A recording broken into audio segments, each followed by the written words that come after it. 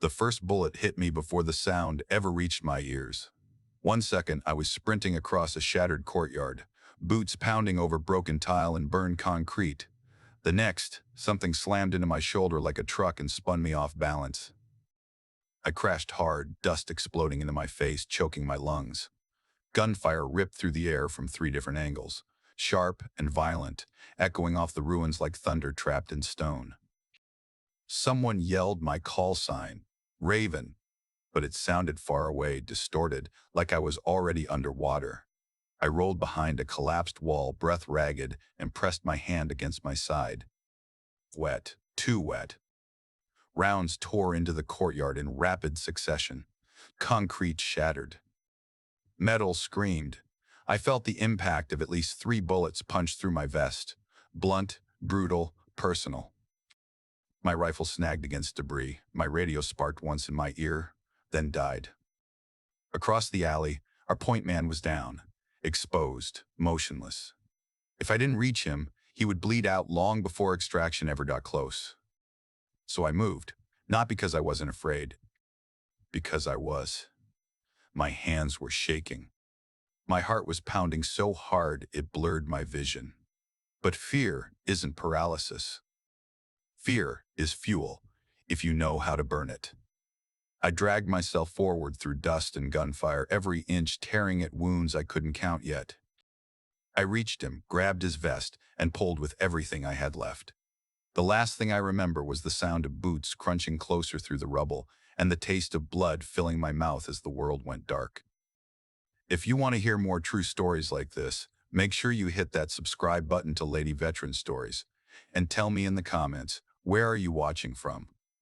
48 hours earlier, I stepped off the helicopter into the Afghan highlands as Lieutenant Mara Callahan, United States Navy corpsman attached to SEAL Team 7.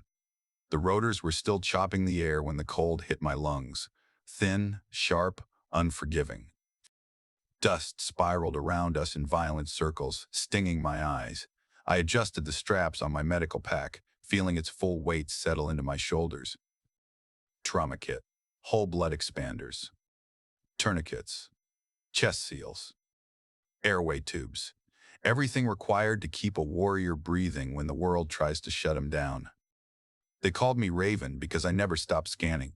Medics survive by noticing what others miss. Bagram was quiet that morning, too quiet.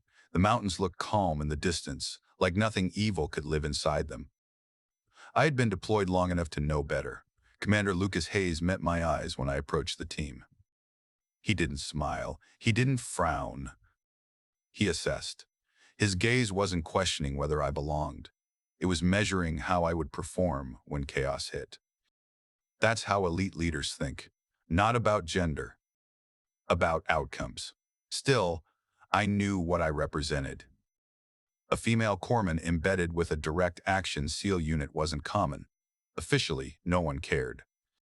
Unofficially, you felt the weight of expectation, the silent standard that you would either confirm doubts or erase them. Senior Chief Ryan Mercer gave me a short nod. Stay sharp, Lieutenant. No ceremony, no introductions. That was respect in our world.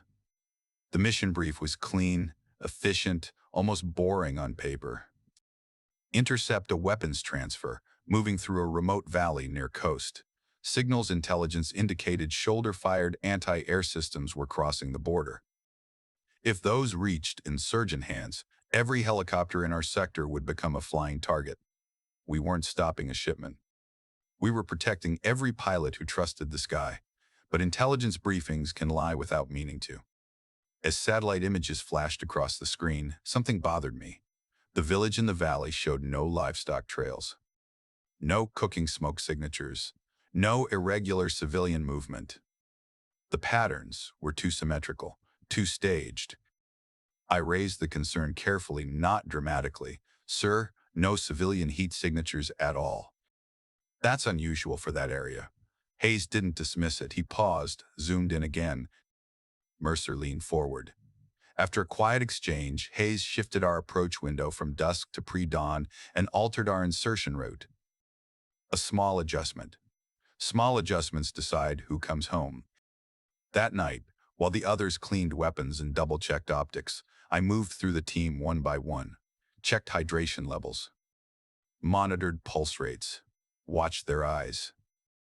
Combat stress leaves fingerprints long before bullets fly. Seaman First Class Nolan Pierce tried to hide his trembling hands while adjusting his sling. He was strong, trained, capable. But this was his first real operation outside wire. I knelt beside him and lowered my voice. Your heart's racing because your body is preparing you to survive. Don't fight it. Channel it. He swallowed, nodded once, steadied. That's the part of medicine nobody films. You reinforce confidence before trauma ever shows up. As we loaded onto the birds, I performed one last gear check. Wind direction, visibility, extraction timing. And then I noticed the gap. Our Afghan liaison, the one scheduled to mark our extraction corridor, hadn't responded to 3 consecutive confirmation pings, no signal bounce. No interference echo, just silence. I asked comms to reattempt contact. Nothing. Hayes caught my look. I didn't need to say it. A missing ally on paper often means a waiting enemy on the ground. The helicopter lifted, banking toward the mountains. Below us, the valley looked asleep, almost peaceful in the blue pre-dawn light. But patterns don't disappear for no reason. Villages don't empty themselves without purpose, and allies don't go silent without consequence. As the terrain rose to meet us, a quiet realization settled into my chest, heavy, undeniable. We weren't walking into a routine interdiction. We were walking into something that had been expecting us. We touched down 3 kilometers outside the valley and moved the rest of the way on foot. The air was thin and metallic in my lungs. Moonlight barely slid over the ridgeline, just enough to paint the terrain in silver edges and black shadows. Every bootstep felt amplified in the quiet. Gravel shifted. Fabric brushed. Breathing synced. Through thermals, the heat signatures matched the intel packet almost perfectly. 2 clusters near the lower compound, 1 near the northern wall. Too perfect. Real life is messy. Patterns in war are rarely symmetrical. At 0320, we reached Overwatch above the valley floor. Hayes signaled halt. Mercer scanned left flank. I swept rear security, counting silhouettes, mapping movement. Everything looked still. And then the valley exploded. Machine gun fire erupted from elevated terraces we had not mapped, not missed, not misread, not present on the satellite imagery at all.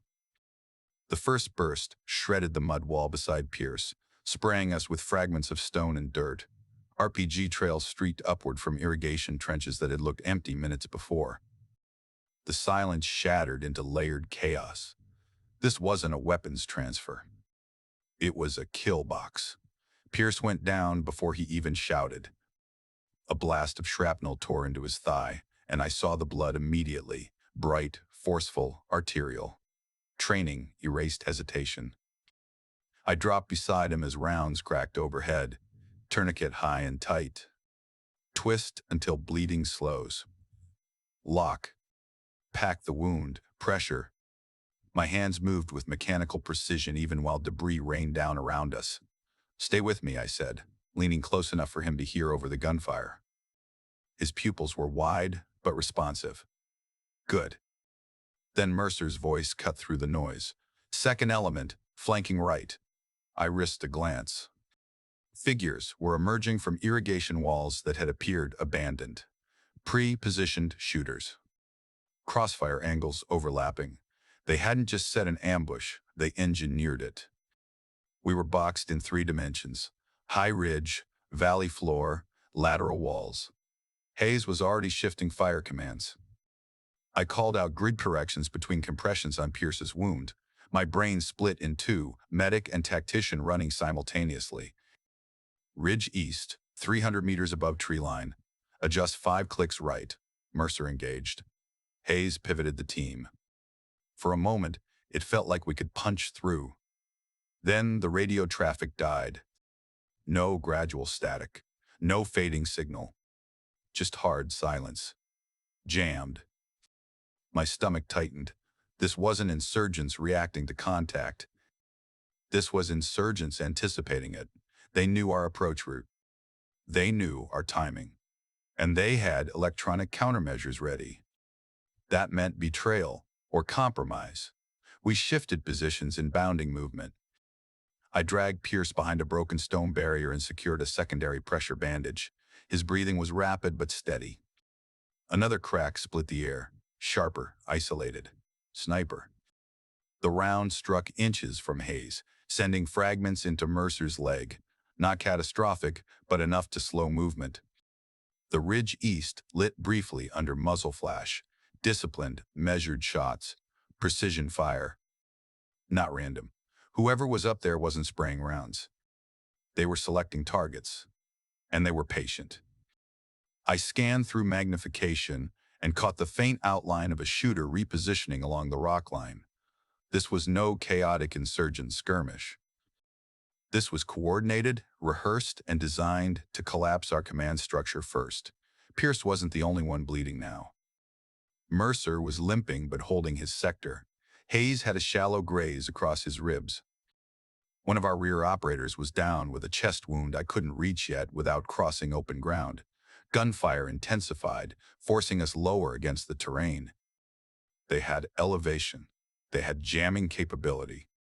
They had overlapping fields of fire. And worst of all, they had initiative. Which meant this wasn't an ambush of opportunity. It was a scheduled execution. I felt the weight of that realization settle in my chest, heavier than my armor. Somewhere along the chain, our movement had been compromised. We weren't just fighting for tactical advantage anymore. We were fighting to survive a trap that had been waiting for us long before we ever stepped into that valley. The firefight didn't slow. It mutated. Gunfire, layered over gunfire until it became one continuous roar, like the valley itself was tearing open. Dust clouds swallowed visibility. Tracers cut red lines through the darkness. The air smelled like cordite, dirt, and blood. Mercer took a round through the calf and barely reacted. He dropped to one knee, adjusted his firing angle, and kept sending rounds uphill. Hayes was shifting sectors, shouting corrections, trying to prevent our defensive arc from folding inward. But it was folding. Every minute the circle tightened. I moved between them without thinking, sealing a sucking chest wound on Alvarez, jamming a needle into a collapsed vein while bullets chipped away at the stone over my head. I dragged Pierce another few feet behind fractured masonry, resetting pressure on his leg. My world shrank to tasks. Fleeting, airway, circulation, cover. Then something slammed into my upper arm. It felt less like being shot and more like being hit with a sledgehammer at full force. The impact spun me sideways, knocking the breath out of my lungs. For a split second, my arm went numb. I looked down. Blood was already soaking through my sleeve. I didn't stop. Pain is information. That's all. You catalog it. You adjust. You move. I shifted my rifle to my other shoulder and crawled toward Hayes' position. The second round hit lower, just beneath the edge of my plate carrier. A blunt, deep shock that stole my breath and replaced it with heat. I tasted copper in my mouth and realized I had bitten through my lip. Third hit grazed the side of my neck, hot and sharp, but not catastrophic. One round struck center mass. My vest absorbed it, but the force drove me flat against the ground. The armor stopped penetration, not the bruising impact that felt like my ribs had cracked. I forced myself up, still moving. Hayes was pulling one of the operators back when I reached him. His jaw tightened when he saw the blood on me. "Raven, pull back," he ordered. His voice wasn't anger. It was command. But behind him, Mercer collapsed again. The wound in his calf had reopened under movement. Dark blood pulsed through torn fabric. If I obeyed the order and fell back to safer cover, Mercer would bleed out before we broke contact. The calculation wasn't complicated. I stayed. I slid across open ground, rounds snapping so close I could feel air pressure against my face. I clamped fresh pressure on Mercer's leg and twisted another tourniquet into place. My hands were slick now. I wasn't sure how much of the blood was his and how much was mine. Rounds struck the wall inches from my head, sending fragments into my cheek, and then the world turned white. An RPG detonated close enough to lift me completely off my knees. The blast wave hit like a physical wall, slamming into my chest and throwing me backward across broken stone. Heat washed over me. My ears rang so violently the sound became a solid tone. For a second, there was nothing but light and pressure. When my vision cleared, the courtyard was shredded. Smoke rolled through the air. Pieces of wall had vanished. Debris rained down like ash. I tried to push myself up. My arms responded, my legs didn't. They felt distant, heavy, disconnected. I rolled to my side and forced one knee underneath me. It buckled instantly. That's when the truth hit harder than the blast. I wasn't just wounded. I was losing blood fast. My breathing shortened. The edges of my vision darkened in pulses. My fingers tingled. This wasn't something I could tape up in 30 seconds and ignore. This was real damage. I scanned instinctively, Hayes still directing fire. Mercer back up on one knee, Pierce semi-conscious but alive. Alvarez moving again. My team was still fighting, still breathing, and that mattered more than what my body was telling me. I reached down and pressed my palm against my abdomen. Warm. Too warm. When I lifted my hand, it was coated dark. Multiple hits. I didn't count them. Counting makes it real. Instead, I tore open my kit with shaking hands and shoved gauze into my own side the way I'd done for others 100 times before. Pressure. Wrap. Tighten. My movements were slower now. But I wasn't done. Not while they were still standing. Another wave of gunfire cracked from the ridge, closer this time. Shadows shifted through smoke. The enemy thought the blast had broken us. They were wrong. I forced myself upright again, leaning against shattered stone for balance, rifle braced against my shoulder. My legs trembled. My vision blurred, but my team was alive. And as long as they were alive, I wasn't allowed to fall. I crawled back to Mercer and reset the tourniquet, twisting until the bleeding slowed to a dark seep instead of a pulse. My fingers were losing precision. My vision narrowed at the edges like someone was slowly closing a curtain around me. The desert air felt colder now, even though the firefight still burned hot around us. Hayes was shouting coordinated fallback instructions, directing the team toward an irrigation trench about 30 meters behind our current position. The last defensible cover before the valley floor opened wide and exposed us completely. 30 meters doesn't sound far. Under crossfire, it's a lifetime. That's when I saw him. High ridge. Eastern rise. Slight elevation shift behind broken rock. The sniper, he wasn't spraying rounds. He was pacing them, selecting targets, waiting for movement. He had our rhythm mapped. Every time Hayes leaned out to direct fire, a round snapped within inches of his position. Wind was moving left to right across the ridge, light but steady. Distance was long, 900 meters, maybe more. Hard shot even on a clean range. This wasn't clean. Pierce couldn't stand. Mercer couldn't shift angles without reopening his leg wound. Hayes was the only one maintaining tactical cohesion, and the sniper knew it. If Hayes dropped, the team fractured. And if the team fractured, we died. I felt the weight of the choice before I consciously made it. My father had been a Marine Scout sniper.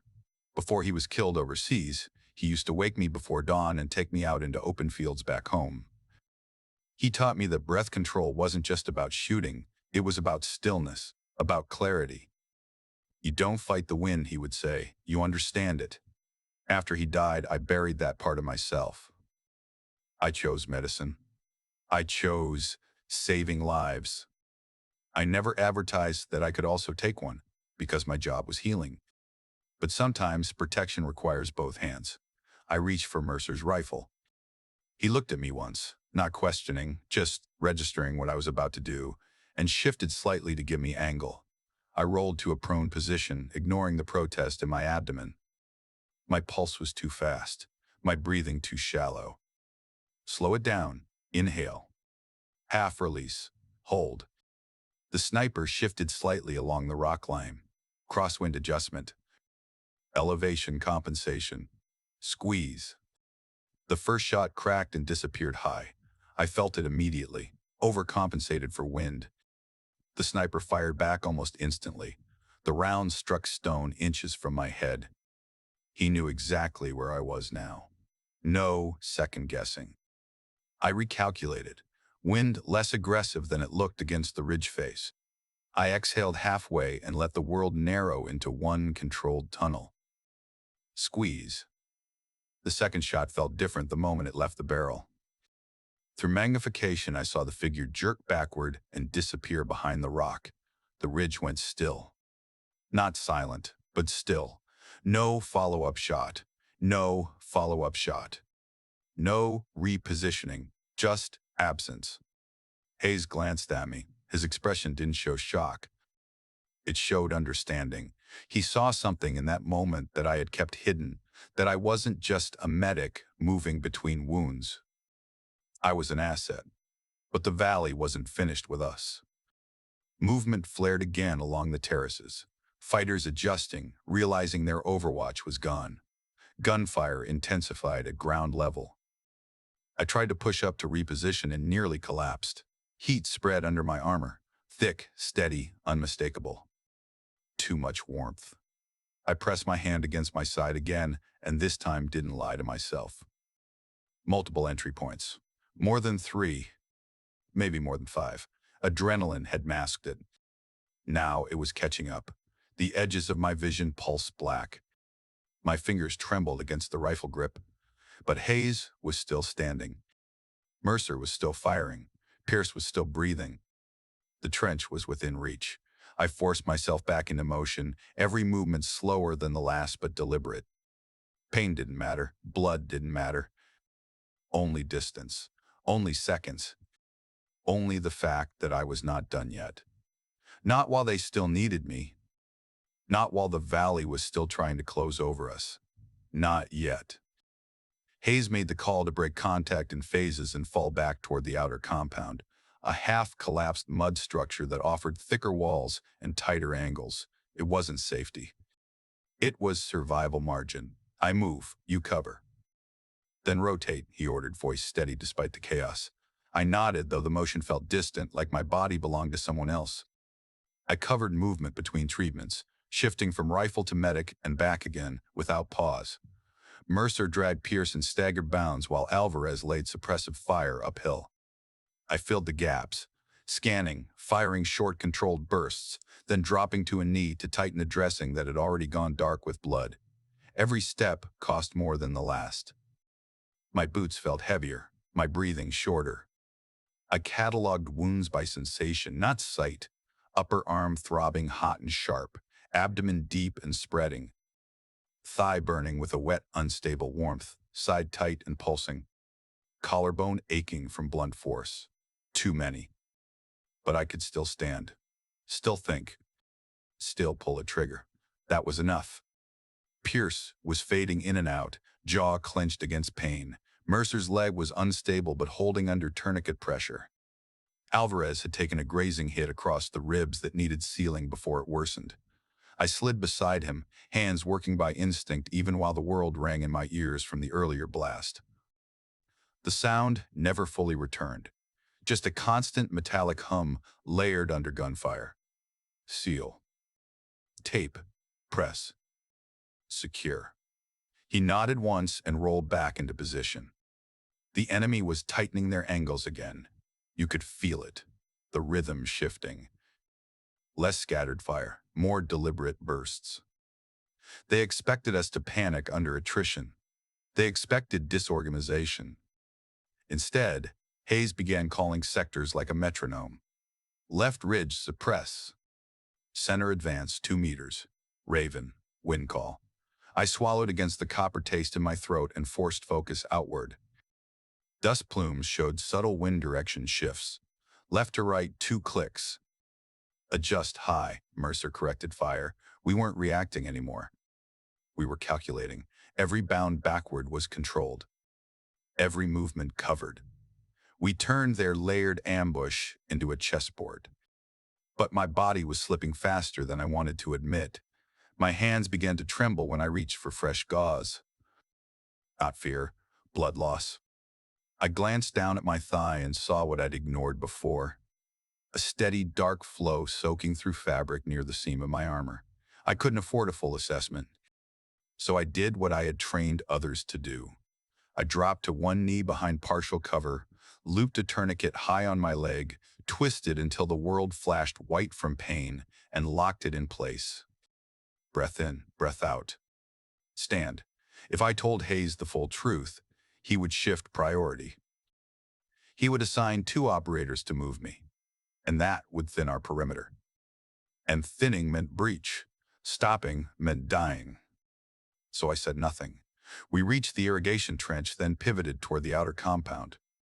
30 meters of exposed ground remained, broken by debris, but not enough to hide us fully. Rounds snapped past with closer precision now. They were pressing, testing, sensing weakness. Pierce nearly collapsed mid-bound. I caught his plate carrier and shoved him forward with a force that surprised even me. "Keep moving," I growled, more command than encouragement. Hayes covered us with disciplined bursts, each shot deliberate. We were almost there. Then the ridgeline flared again, multiple muzzle flashes this time. Not one sniper. Several shooters repositioned to cut off our fallback. This wasn't desperation fire. This was their final push. They thought we were breaking. They thought attrition had hollowed us out. They were wrong. I forced myself upright behind fractured stone and raised my rifle, vision narrowing but mind still clear. Wind steady, distance closing. Ammo low, blood lower. The ridgeline lit again, brighter, closer. The last wave was coming. And we would either hold this compound or disappear in that valley forever. We reached partial cover behind the fractured outer wall of what had once been a mosque. The dome had collapsed inward years ago, leaving jagged stone ribs exposed to the sky. It wasn't shelter. It was delay. Hayes positioned us in a tight defensive arc along the broken wall. Mercer covered left approach despite the instability in his leg. Alvarez braced center. I pulled Pierce down behind a chunk of carved stone and checked him again. His pulse was thready but present. Skin pale under dust. Ammo was running thin. I could hear it in the rhythm of fire. Shorter bursts, more discipline, less waste. I felt cold. Not surface cold. Internal. The kind that seeps into your spine and doesn't belong in desert heat. Hayes crouched beside me, eyes scanning my face instead of the ridgeline for half a second. "You're hit," he said quietly. "Not a question." "Later," I answered. It wasn't bravado. It was math. He held my gaze just long enough to understand the calculation, then shifted back to command. The enemy wasn't firing blindly anymore. The tempo changed. Less volume, more movement. I heard boots grinding over rubble beyond the outer wall. Close. Too close. They were advancing under the cover of suppressive fire from the ridge, tightening the circle for a final breach. I pulled one last IV kit from my pack, hands slower now, fingers less precise, and drove the needle into Pierce's arm. He flinched but didn't wake fully. I shoved the fluid bag into Mercer's hands. "If I drop," I said evenly, "keep pressure on his leg. Don't let him lose consciousness." Mercer stared at me, because he heard what I didn't say. "If I drop. Not if I'm hit, if I drop. There's a difference." He nodded once, jaw set hard. Footsteps again, 10 meters. Stones scraped against fabric, low voices in a language I didn't need to understand. They were confident. They believed we were weakened enough to rush. I wiped blood from my eyes with the back of my sleeve and adjusted my grip on the rifle. My arm protested. My abdomen pulsed hot beneath tightened gauze. My thigh throbbed against the tourniquet. Cold inside, fire outside. Breath steady. Slow it down. Hayes signaled with 2 fingers, hold until visual confirmation. Dust drifted through the broken archway ahead of us. A shadow flickered against the shattered doorway. Closer. 8 meters now. The world began to narrow. Not from panic, from focus. Every sound sharpened. The scrape of boot leather, the subtle shift of weight before someone moves into a doorway, the metallic click of a weapon adjusting. Time stretched thin. I could feel my heartbeat slowing, not because I was calm, but because my body was losing fuel. Each pulse felt heavier, more deliberate. Movement at the doorway. I raised the rifle. The first fighter stepped through the arch, weapon angled high, expecting us to be slumped and broken. He wasn't expecting resistance. I squeezed, controlled. Center mass. He fell backward into the shadows behind him. The second figure hesitated, just enough. Hayes dropped him before he cleared the threshold. Gunfire erupted again from outside the wall, close range now, ricocheting off stone and shattering fragments around us. Alvarez returned fire from center. Mercer shifted left, wincing but holding. They were trying to overwhelm by proximity. My vision flickered again, black pressing in at the edges. Stay vertical. Stay present. Another shadow moved along the outer wall, trying to flank through a gap where the dome had collapsed. I pivoted, breath shallow but steady. And in that stretched, suspended second, I understood something clearly. This wasn't about holding ground anymore. This was about buying seconds. Seconds for Hayes to coordinate. Seconds for Pierce to survive. Seconds for someone to make it out alive. Footsteps surged again, multiple this time. 5 meters. 4. I adjusted my stance, ignoring the weakness spreading through my legs. The doorway filled with motion. I steadied the sight picture, and the world slowed to a single point of decision. The final wave didn't hesitate. They rushed the doorway all at once, using debris as cover, firing blind and loud, trying to overwhelm us by sheer force. Stone shattered, dust exploded into the air. The broken mosque wall shook under impact. The first attacker cleared the archway low and fast. I dropped him before his boots found stable ground. Hayes pivoted right and neutralized the second with 2 controlled shots. Alvarez shifted sectors. Mercer leaned into his rifle despite the instability in his leg. They were close enough now that I could see their eyes, close enough to smell sweat and gun oil. Then the impacts came. The first round struck center mass. Armor caught it, but the force drove me backward into the stone. The second punched into my side where the plate didn't fully cover. Heat ripped through me like fire under the skin. Third, fourth, fifth.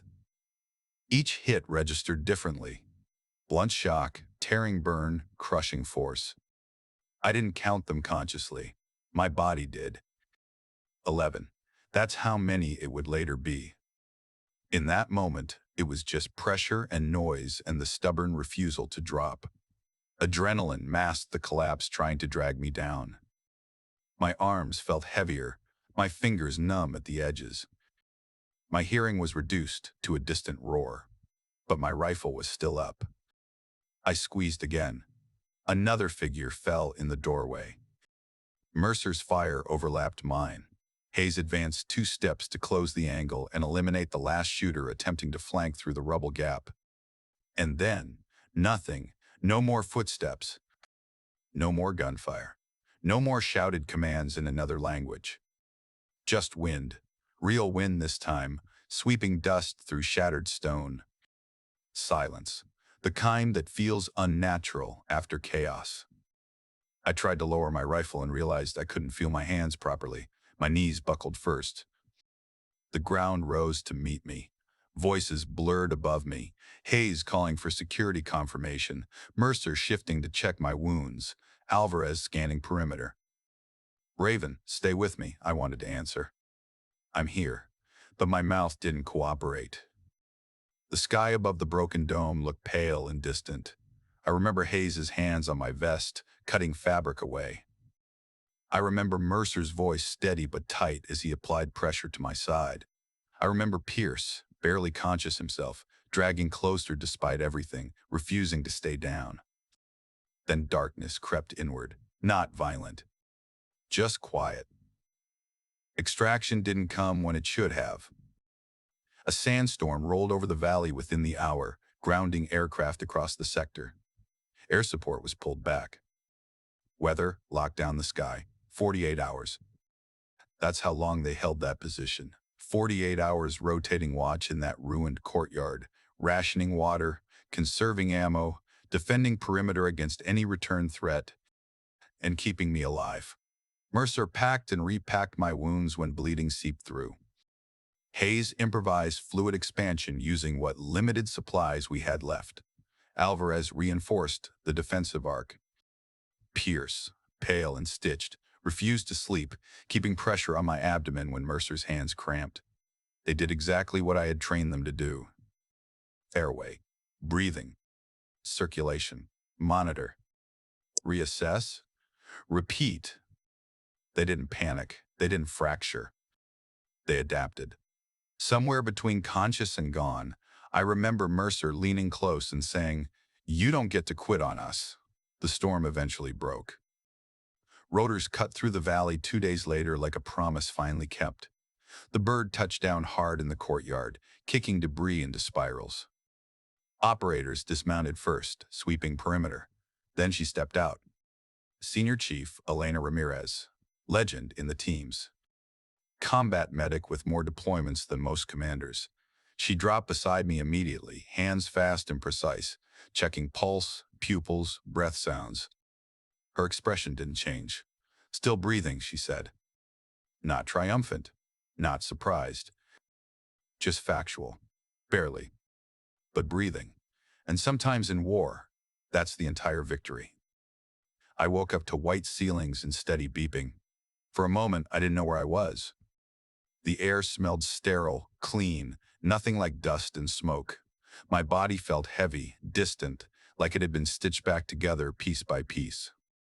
Landstuhl Regional Medical Center, Germany. Memory returned slowly, not in order. Muzzle flashes, shattered stone, Mercer's voice, wind through a broken dome. Then pain. Deep, layered, real. I shifted slightly and felt the pull of sutures across my side, shoulder, thigh. My chest ached where armor had stopped rounds, but not force. My abdomen burned in a way that told me surgeons had been busy. 11 wounds. All survived. A nurse noticed my eyes open and leaned in gently. "Welcome back, Lieutenant. Back." That word carried weight. Hours later, Hayes walked in first. He didn't bring flowers, didn't offer speeches.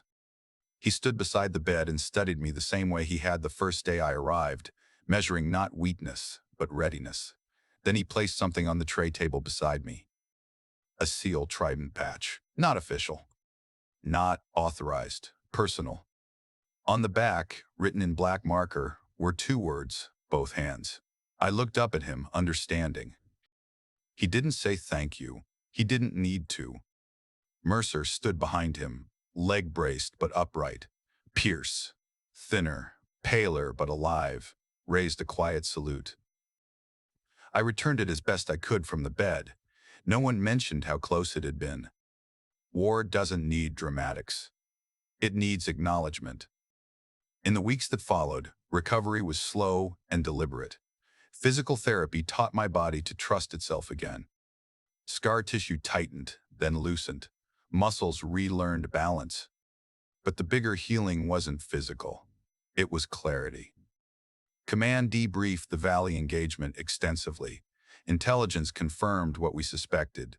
Our movement had been compromised through a local channel. The ambush had been designed to eliminate leadership first. We didn't break. That mattered. A month later, I was called into a briefing room stateside. Senior leadership, training command, medical doctrine advisors. They wanted to redesign integrated combat medic preparation, merging advanced trauma care with designated marksman capability. Not turning medics into primary shooters, but acknowledging reality. Battlefields shift fast. Sometimes, the person saving lives must also defend them. They asked me to help build it. Curriculum. Scenarios. Stress inoculation modules. Decision-making under dual-role pressure. I accepted without hesitation. Because survival isn't just about living through a fight. It's about translating experience into protection for the next team stepping off a bird into thin air. I never framed what happened in that valley as heroism. Heroism feels loud, dramatic, larger than life. What I did felt simple. I refused to quit. I did my job. I adapted when the job expanded. And I trusted the men beside me to do the same when I couldn't stand anymore.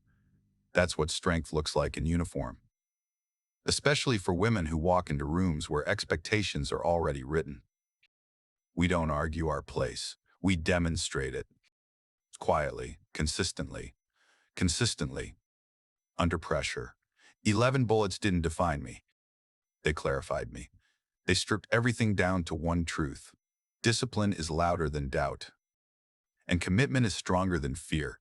If you want to hear more true stories like this, make sure you hit that subscribe button to Lady Veteran Stories. And tell me in the comments, where are you watching from?